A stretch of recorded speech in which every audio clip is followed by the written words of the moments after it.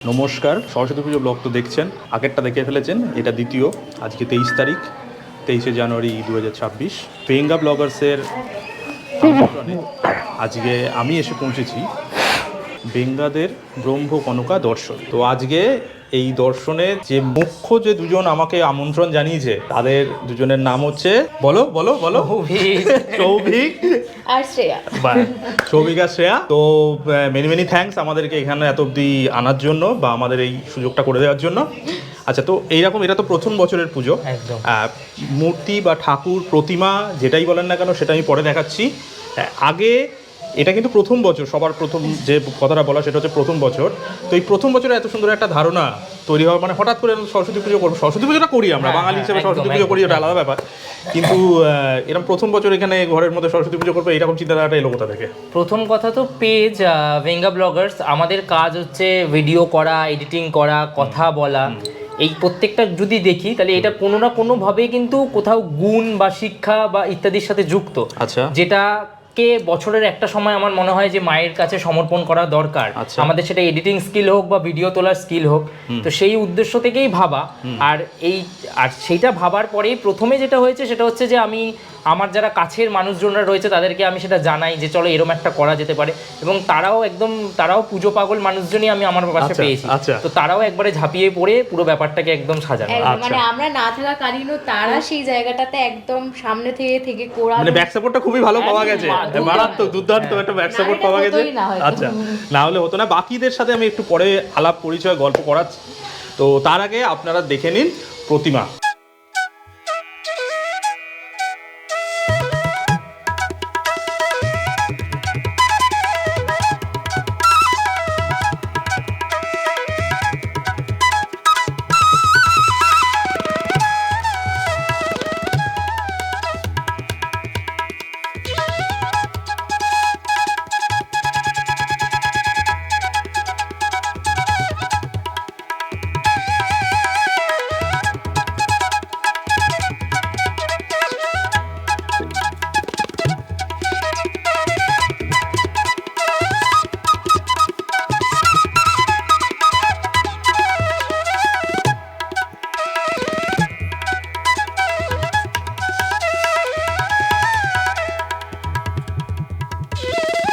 প্রসাদ খাওয়া কমপ্লিট, ঠাকুর দেখা কমপ্লিট।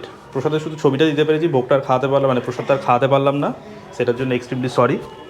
আচ্ছা, তো যেটা নিয়ে কথা হচ্ছিল যে এত সুন্দর একটা পুজোতে ইনভিটেশন হয়েছে, আমরা এসেছি, এত মানুষের সাথে পরিচয়, সবাইকে ক্যামেরার সামনে নিয়ে আসতে পারলাম না সময়ের জন্য, কারণ প্রায় বিকেল 4:30-এর উপর বেজে গেছে, সবাইকে বাড়ি যাওয়ার একটা ব্যাপার রয়েছে, আমাদেরও রয়েছে।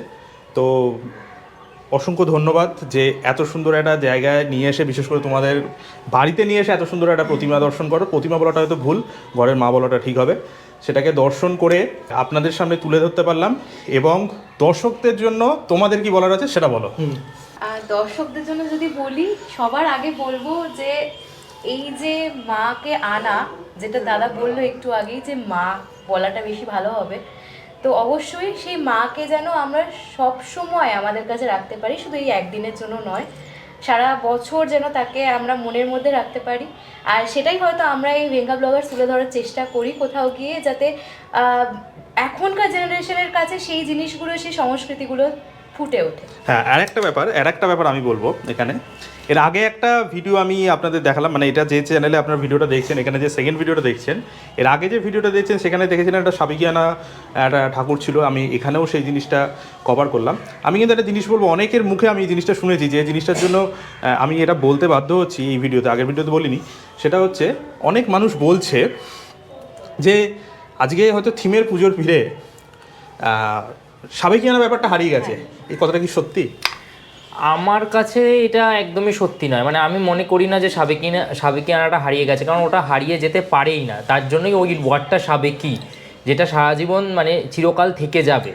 তো এখানেও সেরকম আমার মনে হয় কোথাও গিয়ে এই যে সাজ, যেটাকে বাংলা সাজ বলা হয় বা আর্ট সাজ বলা হয়, ডাকের সাজ, হ্যাঁ, যেটাই বলা হয়ে থাকুক না কেন, এই যে টানা চোখের মাতৃ প্রতিমা, এগুলো দেখে আমাদের সবার প্রথমে হাতটা জড়ো হয়ে যায়।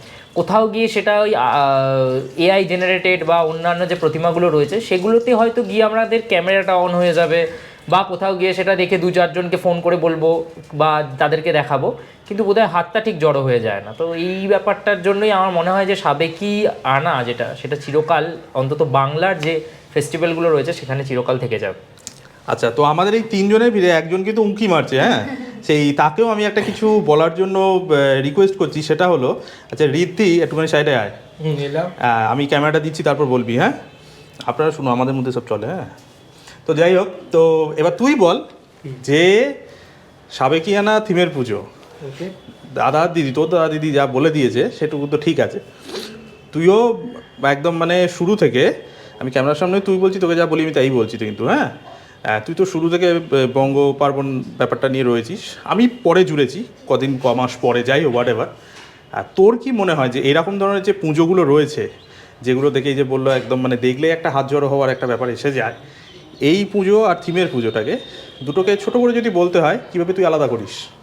দেখো, এই পুজোগুলোর মধ্যে একটা আভিজাত্য, একটা মাহাত্ম্য জড়িয়ে রয়েছে, থিমের পুজোর মধ্যে রয়েছে, কিন্তু থিমের পুজোর একটা একটা আর্ট বেসড, আর এগুলো হচ্ছে প্রপার একদম আভিজাত্য বনেদিয়ানার ছোঁয়া লেগে রয়েছে। সুতরাং বলতে পারি যে সাবেকি প্রতিমার একটা আলাদাই মাধুর্যটা রয়েছে, যেটা থিমের পুজোর মধ্যে আছে, কিন্তু কোথাও যেন একটু হলেও সাবেকিয়ানা প্রতিমা যেন সবসময় এক কাঠি উপরে যেন এগিয়ে যায়। আচ্ছা, তো খুব ভালো লাগলো সবাইকার সাথে পরিচয় করে। আর এই যে বাড়ির পুজো, এখানে তো সবাইকে ইনভাইট করাটা অবশ্যই কারোর পক্ষে সম্ভব হয়ে ওঠে না, তো সেক্ষেত্রে এইরকম ধরনের ব্লগিং যেগুলো হচ্ছে, মানে আমার মতো অনেক হাজার হাজার লাখো লাখো কারোরও ব্লগার্স রয়েছে, তারা এই পুজোগুলোকে চেষ্টা করছে আপনাদের সামনে তুলে ধরার জন্য। শুধু চেষ্টা নয় যে আপনারা দেখে ফেললেন ভিডিওটা চলে যাবে তা না, আমাদের পরবর্তী যে জেনারেশনগুলো আসতে চলেছে তারাও কিন্তু এইগুলো দেখে যেন ইন্সপায়ার হয়, সেই কারণের জন্য কিন্তু আমাদের মতো প্রচুর ব্লগাররা এই ভিডিওগুলো করছে। হ্যাঁ, শেষে একটা কথাই বলতে চাই, বল। ভেঙ্গা ব্লগার্স, আমি শুরু থেকেই তাদের একজন অনুগামী, খুবই তাদের পথ চলাটা দেখেওছি, মানে অনলাইন জগৎ থেকে দেখে আসছি। আমি আশা রাখবো এবং তাদের কাছে একটা ছোট্ট একটা আবদারই বলতে পারি, আগামী দিনে যেন এরকম আরো সুন্দর যেন উপহার যেন সকলের সামনে তুলে ধরো, যাতে বলা যেতে পারে ভেঙ্গা ব্লগার্সও যেন একটা ডিজিটাল প্ল্যাটফর্মের মধ্যে একটা অনন্য শীর্ষক স্থানে যেন উপস্থিত থাকতে পারে। অসংখ্য ধন্যবাদ। হ্যাঁ, নিশ্চয়ই এরম প্রচেষ্টা থাকবেই। আর আমার ভাই বঙ্গ পার্বণ আমাদের হুগলিরই, মানে আমি একটা জিনিস দেখেছি, আমি অনেক জায়গায় যে মানে যখন কলকাতায় গিয়ে আমরা ভিডিও করি, সেখানে বহু মানুষের সাথে পরিচিতি হয়, আমি দেখেছি কোথাও গিয়ে এই যে ফেস্টিভ্যাল নিয়ে চর্চা করা, এই চর্চায় হুগলি জেলার একটা বিশাল বড় ভূমিকা আছে। কারণ আমাদের জেলাতে সব ফেস্টিভ্যাল সব থেকে বেশি জনপ্রিয় হয়, সেটা আপনি জগদ্ধাত্রী পুজো পাবেন, কার্তিক পুজো পাবেন, দুর্গা পুজো পাবেন, সরস্বতী পুজো পর্যন্ত পাবেন। কিন্তু সেখানে দাঁড়িয়ে এখানে আমি ডিজিটাল যে ব্যাপারটা বা যেটাকে ডিজিটাইজেশন বলা হয়, সেই জিনিসটা পাই না, কোথাও গিয়ে সংখ্যাটা কম এই ধরনের কাজ করা, যেটা অন্যান্য জেলায় বেশি।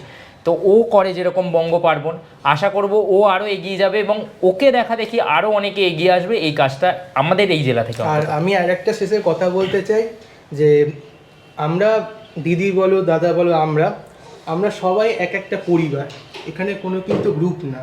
সুতরাং আগামী দিনেও তোমরা যারা এরকম প্রচেষ্টাকে নিয়ে এগিয়ে যেতে চাইবে, মাথায় রাখবে সবসময় যে সকলের সামনে উপস্থাপনাটাই আসল, কেউ কারোর মধ্যে কিন্তু প্রতিযোগিতাটা কখনোই করো না, কারণ একে অপরের মধ্যে প্রতিযোগিতা থাকবে অবশ্যই, কে ভালো করছে কে খারাপ করছে অবশ্যই একটা থাকবে, কিন্তু কি সবাই মিলে একসাথে মিলেমিশে থাকলে তবেই চলার পথ প্রশস্ত হয়। নাহলে যেখানে তোমরা প্রতিযোগিতার একটা মাত্রা শুরু করবে, সেখানে কিন্তু একটা ভিত নড়ে গিয়ে আবার একটা মানে কি বলবো একটা দূরত্ব সৃষ্টি হবে। সুতরাং আমরা চাইবো না কখনো যে আমরা যে এই পথটা ধরে, আমরা সবাই আদার্স যারা ক্রিয়েটার্স রয়েছে যাদের প্রতি শ্রদ্ধা সম্মান জানিয়ে বলছি, আর তোমরা যারা রয়েছো এই পথটাকে কখনো যেন ভেঙো না। আমরা সবাই যেন একদিন এইভাবে যেন একসঙ্গে পথ প্রশস্ত করে একসঙ্গে সম্মিলিত হয়ে যেন আগামী দিনে পুজো বা বাংলার উৎসবটাকে যেন বিশ্বের দরবারে তুলে ধরতে পারি, এবং সবাইকার সঙ্গে হাতে হাত মিলিয়ে যেন আপনাদের সকলের সহযোগিতা এবং ভালোবাসাকে কাম্য করে নমস্কার জানাচ্ছি।